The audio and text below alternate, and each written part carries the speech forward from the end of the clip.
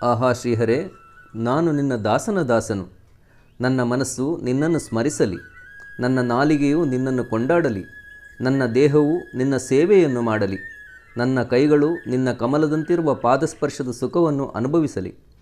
ಭವಿಷ್ಯದ ವಿಪತ್ತುಗಳಿಂದ ದುರಿತಗಳಿಂದ ನನ್ನನ್ನು ಕಾಪಾಡಲಿ. ಈ ನನ್ನ ನಾಲಿಗೆಯು ನಿನ್ನ ದಿವ್ಯ ನಾಮಾವಳಿಯನ್ನು ಭಕ್ತಿಯಿಂದ ಜಪಿಸಲಿ. ನನ್ನ ಮನಸ್ಸು ಸದಾ ನಿನ್ನಲ್ಲಿ ನೆಟ್ಟಿರಲಿ.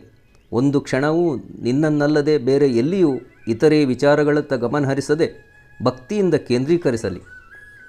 ನನ್ನ ಈ 2 ಕೈಗಳು ಮತ್ತು ಕಾಲುಗಳು ನಿನ್ನ ಭಜನೆ ನೃತ್ಯ ಮಾಡುವುದರಲ್ಲಿ ತೊಡಗಿ ಸದಾ ಶಕ್ತಿಯುತವಾಗಿರಲಿ ದೇವ. ನಿನ್ನನ್ನು ಬಿಟ್ಟು ಸ್ವರ್ಗ ಸತ್ಯ ಲೋಕಾಧಿಪತ್ಯವನ್ನಾಗಲಿ ಕೊನೆಗೆ ಮೋಕ್ಷವನ್ನು ಬಯಸುವುದಿಲ್ಲ. ನಿನ್ನನ್ನು ಯಾವಾಗ ನೋಡಲಿ ದೇವ? ಹೆಂಡತಿ, ಮನೆ, ಮಠ, ಮಕ್ಕಳು, ಮೊಮ್ಮಕ್ಕಳೆಂದು ಅಭಿಮಾನವಿಟ್ಟು ನಿನಗೆ ವಿಮುಖರಾಗಿರುವ ದುರ್ಜನರ ಸಂಘವು ಯಾವ ಜನ್ಮಕ್ಕೂ ಬೇಡ.